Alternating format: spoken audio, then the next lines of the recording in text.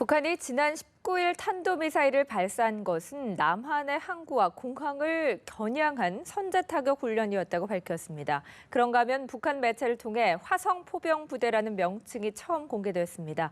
어떤 의미가 있는 건지 분석해 보겠습니다. 성신여대 국제정치학 전공 김열수 교수, 북한 전 조선중앙TV 기자 출신인 북한 망명작가센터의 장혜성 명예이사장 두 분과 함께합니다. 어서 오세요. 네, 안녕하세요. 네, 북한은 지난번 미사일 발사가 선제타격 훈련이었다는 것을 공개하면서 특히 목표 지역의 상공에서 핵탄두 폭발 조종 장치의 성능도 시험했다고 주장했는데요. 지성림 기자의 보도 보신 후에 본격적으로 대담 시작하겠습니다.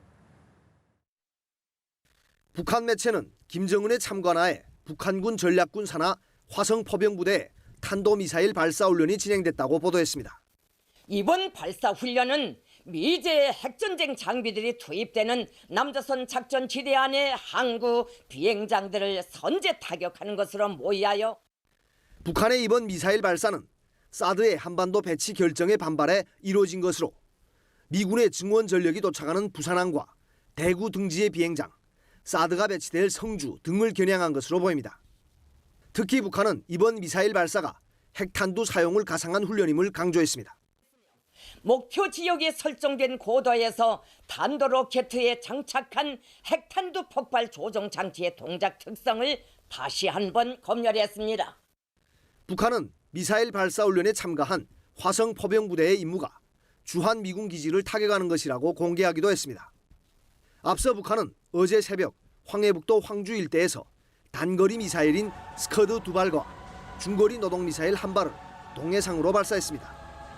이와 관련해 합참은 북한 미사일의 비행거리는 500에서 600km 내외로 부산을 포함한 남한 전 지역을 목표로 타격할 수 있는 충분한 거리라고 설명했습니다. 최대 사거리가 1,300km인 노동미사일의 경우 정상 각도보다 더 높여서 발사하는 고각 발사 방식으로 일부러 사거리를 줄인 것으로 파악됐습니다. 연합뉴스TV 지성림입니다. 북한이 탄도미사일을 발사하고 바로 다음 날 이게 바로 남한의 항구와 비행장에 대한 선제타격 훈련이었다라고 발빠르게 밝혔습니다. 어떤 속셈이 있다고 보십니까? 예, 북한의 위협이 점점 노골화되고 있는 것 같습니다. 이게 이제 작년보다는 올해가 더 그렇고요. 두 달 전보다는 지금이 아마 오늘보다는 또 시일이 지나가면 지나갈수록 점점 더 노골화될 것으로 봅니다. 이제 지금 말씀하신 것처럼 심지어 이번 훈련한 것은 어디와 어디를 겨냥했다라고까지 얘기하잖아요.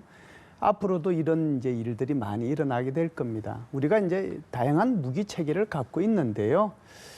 상당히 이 무기 체계 중에서 전술적인 무기 체계가 있고 전략적인 무기 체계가 있는데요. 전략적인 무기 체계의 대표적인 것이 바로 미사일이거든요. 이 미사일은 주로 어떤 것을 공격하느냐 하면 상대방의 지부, 그리고 이제 그 군수 공장, 항만, 비행장, 주로 이제 또 뭐라고 할까요? 전체적으로 이제 물량들, 이제 이 보급 창고들 이런 것들을 해야 전쟁 지속 능력을 제거하는 거거든요. 그래서 이제 이번에 적시한 것도 두 군데입니다. 하나는 비행장이고 하나는 항만이잖아요. 비행장이라고 하는 것은 북한이 제일 두려워하는 것이 바로 우리 한국이 가지고 있는 전투기, 전폭기, 주한미군이 가지게 될, 그리고 이제 정훈군이 가지게 될 이 전투기들이 전부 다 비행장을 이용해서 움직이니까 그거 제일 먼저 때리겠다는 거고요. 그다음에 이제 정원 전력들이 들어오잖아요. 예, 지금 주한미군만 가지고 전쟁하는 거는 아니니까요. 59만 명의 정원 전력이 들어오는데 그들이 전부 다 들어오는 곳이 이제 부산, 울산 이런 항구들이거든요. 이런 항구들에 대해서 이제 타격을 하겠다라고 이제 얘기하는 것이죠. 그래서 이렇게 이제 얘기하는 배경은 목표가 그렇다라고 하는 거고요. 두 번째는 이제 결국은 우리가 다양한 미사일들을 가지고 너희들을 공격할 테니까 사드 배치 그거 한다고 해서 사드 배치로 우리 다 못 막는다라고 하는 것을 일부러 이제 이번에 알려줬다라고 보는 거고요. 세 번째는 아무래도 우리 한국 남한 사람들의 공포심을 조장한다라고 할까요? 그런 게 있고 또 이제 성주 지역에 이것이 배치되니까 거기에 따른 이제 남남 갈등들이 있을 수 있잖아요. 그런 것들을 조장하는 다양한 목적하에서 이것을 발사했다라고 볼 수 있습니다. 네. 자, 이렇게 의도를 짚어봤는데요. 북한은 또 노동신문에 전략군 화력 타격 계획이라는 제목의 작전 지도도 공개됐습니다. 사진을 보니까 한반도 지도를 펼쳐놓고 우리 측의 타격 지점까지 명시를 해놨던데요. 이 부분은 좀 주목해봐야 하지 않겠습니까? 근데 사실 그 제 생각대로 말씀드린다면 북한이 저거 음포 놓는 원인이 있습니다. 음포 놓는 게 물론 우리 남쪽 사람들한테도 좀 영향을 좀 주려고 그러겠죠. 네. 기본적으로는 북한 국내 인민들한테 자 이만한게 우리 지금 자신감이다. 이러니까 좀 자신감 가지라. 지금 북한이 먹고 살아가기 힘들고 얼마나 살아가기 힘들어요. 이게 힘들어도 좀 극복하고서 참으라. 이걸 보여주기 위해서 저렇게 허장성세를 하는데 저기 절대 놀랄 거 없습니다. 사실 무슨 남한에 있는 항구나 그다음 또 무슨 비행장을 한번 치기만 하면 우리는 가만히 있겠습니까? 몇백 배의 그 타격이 들어가는데 그러면 김정일은 정권의 끝입니다. 김정일이 왜 그 좋은 자리를 내놓자고 그러겠어요? 그건 애초에 있을 수도 없는 일이라고 생각합니다. 남남 갈등 유발 의도뿐만 아니라 북한 주민들에게 선전하려는 목적도 있는 것 같은데요. 또 북한이 이 소식을 전하면서 전략군 화성 포병부대라는 명칭을 처음으로 공개했습니다. 이게 어떤 부대이고 또 지금 이 시점에서 이 부대를 공개한 의도가 무엇일까요? 예, 우선 그 선생님 말씀하신 거 잠시 보충을 하면요. 이번에 이제 한반도 전체 지도를 다 공개를 했잖아요. 그렇게 함으로써 왜 오히려 이렇게 공개한 것이 자신들의 의도는 아니었지만 결과적으로 어떤 효과를 가지게 되느냐 하면 이게 전부 다 이제 우리 남부 지역이 전부 다 타격권에 들어가는 것이 표시가 다 돼 있잖아요. 그러면은 성주 지역에 왜 사드를 배치해야 되는지 하는 것을 오히려 이걸 정당화시켜주는 그런 측면이 있다라고 하는 것을 먼저 말씀을 드리고요. 지금 말씀하신 것처럼 전략군 화성 포병부대라고 하는 것은 북한 같은 경우에 지금 육군, 해군, 공군 여기에 전략군이라는 걸 만들었잖아요. 2012년도에 만들었는데 이 전략군이 만들어진 것이 사실상 여기서 얘기하는 것처럼 전략군 화성 타격 부대라고 그러는데 화성이 뭐냐는 거잖아요. 그러니까 북한은 미사일을 우리가 부르는 것처럼 이렇게 부르지 않고요. 우리는 스카드 B, C, D, 노동, 무수단, 그다음에 대포동 이렇게 부르잖아요. 북한은 스스로 어떻게 부르냐 하면은 무수단 5호, 무수단 그 화성 5호, 화성 6호 부르는데 이거는 스카드 B, C를 얘기하는 거고요. 화성 7호 그러면은 노동 미사일을 얘기하는 거고요. 화성 10호 이렇게 얘기하면 이건 무수단 미사일을 얘기하는 거거든요. 그래서 전체적으로 보면 화성 부대라고 하는 것은 스카드 그다음에 노동 미사일 부대 이 전체를 다 담당하는 부대를 화성 부대라고 얘기하는 거죠. 네. 그래서 전략 화성 포병 부대라고 이렇게 이제 이름을 지었는데 이것이 보통 명사인지 고유 명사인지는 조금 더 두고 봐야 될 일입니다. 그럼에도 불구하고 북한이 가지고 있는 미사일들, 그러니까 소위 말하는 대포동 미사일을 제외한 모든 미사일을 다 관장하는 부대가 바로 전략 화성 포병 부대다 이렇게 이제 볼 수 있는 거고요. 이 시점에 이제 공개된 이 이름이 공개된 이유는 이것이 설령 보통 명사라고 하더라도 우리 이 정도의 이 다양한 미사일들을 담당하는 부대가 있다라고 하는 것을 보여준 것이라고 봐야죠. 네. 제가 거기다 하나 보충한다면 원래 93년도까지 이 로켓 사령부라는 게 그때는 지금 전략군 사령부라고 그러지 않았어요. 로켓 사령부가 공군 사령부 산하에 있었어요. 공군 사령부 산하에 있었는데 세 개의 旅단이 있었습니다. 그러니까 1旅단은 황주에 있고 2旅단은 개천에 있고 3旅단은 함흥에 있었어요. 근데 이 한 개 旅단 안에 그 대대가 몇 개 있는가? 그러니까 대체로 황주에 그러니까 旅단 있는 그것만 우리 동생이 거기서 군대 복무를 했는데 그래서 그 한 개 旅단 안에 대대가 8개 대대가 있습니다. 한 개 대대 안에는 그 미사일이 대체로 6개 정도가 있고 그러니까 이건 제 생각에는 화성부대다. 이건 무슨 북한 아이들 다 그 헛자로 많이 얘기합니다. 그래서 이건 너무 어느 게 화성 부대겠는가 이런 데 너무 우리가 저 신경 쓸 필요가 없을 것 같습니다. 네, 북한이 이렇게 미사일을 발사하고 선제 타격 훈련이라고 위협하는 게 북한 자체에도 별반 도움이 될 것 같지는 않은데요. 교수님도 말씀하셨지만 북한이 이렇게 나오면 나올수록 오히려 사드 배치의 정당성을 또 증명해주는 꼴이 되는 거 아니겠습니까? 북한에서는 남남 갈등을 부추기고 있지만 계속해서 이런 식으로 나온다면 오히려 우리나라, 우리 국론을 결집시키는 기폭제가 되지 않을까라는 분석들도 있던데요. 어떻게 보고 계십니까? 당연하죠. 예를 들어서 북한이 이번에도 말하자면 사드 배치한다는 그 얘기가 나오기가 바쁘게 해서 말하자면 미사일을 3발 쏘았다는데 쏘았으니까 이거 봐라. 이거 우리 남한 국민들이 정말 바른 대로 생각하는 사람이라면 원래 나는 사드 배치에 대해서 별로 찬성하지 않았는데 북한이 미사일 꽝꽝 쏴야 되니까 이거 미사일을 설치하긴 해야 되겠다. 누구나 정상적인 생각이 아닙니까? 그러니까 말하자면 국론을 하나를 결집시키는데 북한이 도움을 주면 좋지 반대되지는 않는다는 거 얘기하고 싶습니다. 네. 그리고 사드 배치에 반발하는 중국과 러시아가 북한 끌어안기에 나설 가능성도 있다는 관측이 나왔었는데 북한이 또 이렇게 자꾸 미사일을 발사를 한다면 사드를 배치할 수밖에 없다는 명분이 우리 측에 제시가 되는 거니까 중국과 러시아 입장에서도 좀 곤혹스럽지 않겠습니까? 아주 정확하게 말씀을 하셨는데요. 7월 8일 날 우리 주한미군에 사드 배치한다는 것을 한미가 공동으로 결정해서 발표했지 않습니까? 여기에 반발해서 7월 9일 날 북한이 SLBM을 발사를 했어요. 그런데 이 SLBM도 탄도탄 기술을 적용한 미사일 발사이기 때문에 이것도 유엔 안보리 결의 위반이거든요. 네.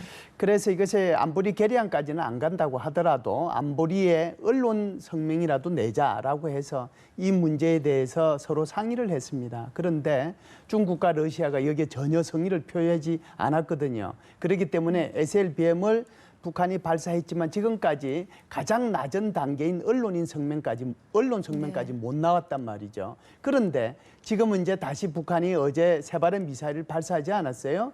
그러면은 이제는 언론 성명을 안 낼래야 안 낼 수가 없고 오히려 그보다 더 높은 안보리 의장 성명도 나올 수 있거든요. 네. 그러니까 북한의 입장에서 보면 이 중국과 러시아를 자기 편으로 끌어들여서 뭔가 해보려고 했는데 오히려 지금 전략적으로 실수하고 있지 않는가 이런 생각은 해요. 오히려 중국과 러시아가 북한 편으로 가지 못하고 다시 국제사회 대 북한 이렇게 대결 구도로 갈 수 있는 가능성이 훨씬 더 커졌다 이렇게 볼 수 있습니다. 네. 중러가 북한을 감싸줄 명분이 사라질 수 있다라는 그렇죠. 분석이시군요. 북한은 최근에 1차, 2차 타격 대상을 지목하면서 청와대, 백악관, 미군 기지 등을 거론했었는데요.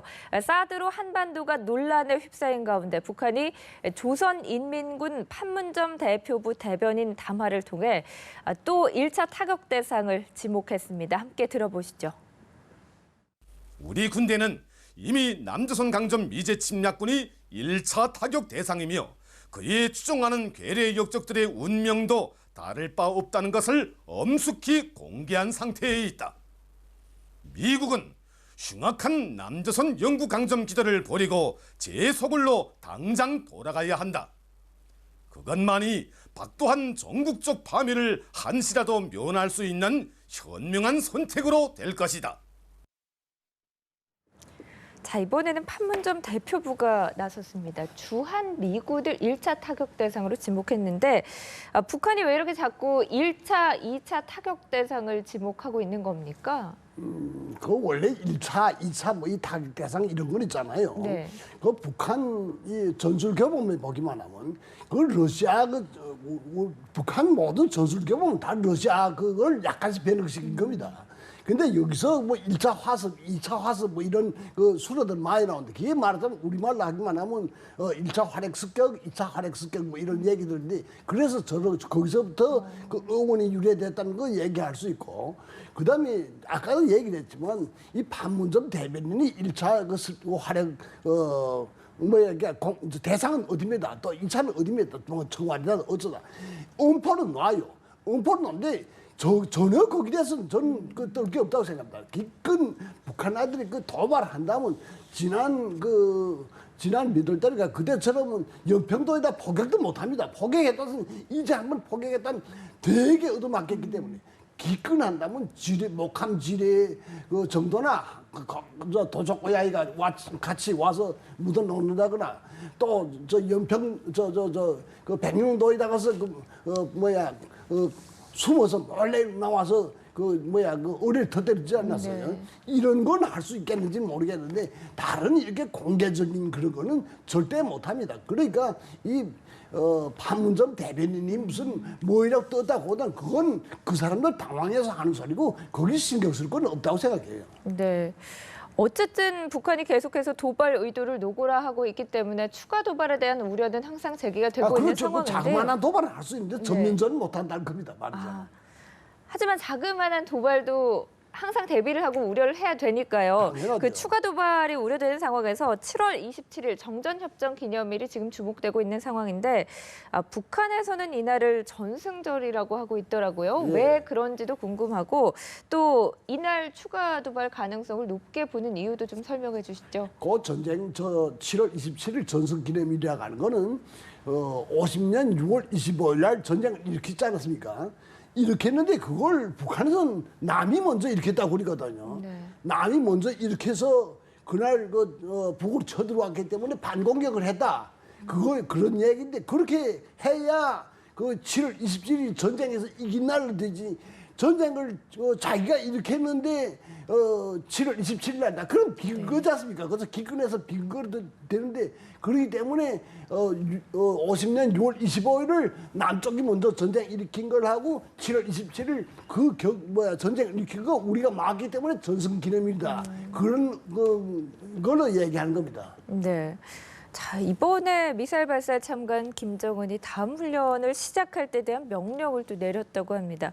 추가적으로 물리적 대응을 할 수도 있다는 건데 어떤 시나리오들을 예상해 볼 수가 있을까요? 제가 볼 때는요. 물리적 대응은 아니고요. 두 가지 지시를 한 것 같아요. 하나는 다양한 미사일을 개발하라고 얘기한 네. 것 같고요. 두 번째는 지금 말씀하신 것처럼 다음 훈련에 대비하라. 그게 뭐 당연히 얘기할 수 있는 거죠. 다음 훈련에 대비하라. 네. 대비해서 좋은 훈련이 될 수 있도록 하라라고 했는데요. 이번에 미사일 세 발 쐈잖아요. 세 발 쐈는데 한 발은 공중에서 폭발하고 한 발은 뭐 한 300km, 한 500km, 한 발은 한 600km 이렇게 나갔단 말이죠. 이게 공중에서 폭발한 것을 어떻게 볼 거냐 하는 거거든요. 공중에서 폭발한 것이 의도적인 것이냐 그렇지 않은 거냐 하는 거거든요. 네. 이게 이제 어떤 의미를 지느냐 하면 만일에 공중에서 핵폭탄이 폭발하게 되면 이 핵 폭발이 오히려 지상에서 폭발하는 것보다 더 위험하다라고 하는 거고요. 네. 두 번째는 공중에서 폭발하게 되면 소위 말해서 전자기파가 형성이 돼서 이것이 모든 전자 기능을 다 마비시키는 거거든요. 우리가 가지고 있는 모든 전자로 사용되는 모든 것들이 다 마비가 되는 거죠. 그게 군사용이든 또는 상업용이든. 그렇기 때문에 다음 훈련으로 가게 되면 핵기폭 장치를 이용해서 고도 얼마에서 터뜨릴 수 있는 것이 가장 효율적인가, 효과적인 것인가, 가장 살상력이 많을 건가 그런 것들을 미사일별로 연구를 해서 거기에 대한 훈련을 하라. 이런 뜻으로 저는 이해를 합니다. 그렇다면 이번에 공중에서 한 발이 폭발한 게 실패를 한 게 아니라 북한이 일부러 폭발시켰을 수도 있다라는 그 전 의미십니까? 것도 마찬가지죠. 그 전에 우리가 올해 6월 22일 날 무수단 두 발을 발사했잖아요. 네네. 한 발은 실패했다라고, 그러니까 공중에서 폭발했다라고 얘기하는 거고, 한 발은 이제 1413.6km까지 고도로 올라가서 한 400km를 비행했다라고, 네. 그래서 어느 일정 부분 성공했다라고 얘기하잖아요. 무수단 미사일도 마찬가지예요. 그 폭발의 의미를 기술적 결함 때문에 폭발한 것이냐, 그렇지 않으면 의도적으로 폭발시킬 것이냐, 폭발시킨 것이냐 하는 문제는 항상 있거든요. 그래서 의도적으로 폭발시켰다라고 하면 이것은 굉장한 기술력에 도달한 것을 의미하는 거거든요. 그래서 그런 기술을 더 고도화시켜서 정확한 지점에 이게 떨어져서 어떤 지점에 그 상공에서 이게 폭발하도록 해야 되니까 그러려고 하면은 고려돼야 될 요소들이 훨씬 더 많잖아요. 그냥 지상으로 저기 공중으로 올라가서 자유낙하하듯이 떨어지는 것이 아니고 어느 시점에 어느 지점에 떨어져야 되니까 거기서 공중 폭발해야 되는 문제가 있기 때문에 여기에 대해서 지속적으로 아마 훈련을 더 많이 하고 그런 연습을 더 많이 하지 않겠는가. 그런 차원에서 보면 공중 폭발했다고 해서 그것을 무조건 실패했다고 단언하기는 무리가 있다 이렇게 봅니다. 네, 알겠습니다. 두 분 말씀 여기서 정리하겠습니다. 오늘 고맙습니다. 예.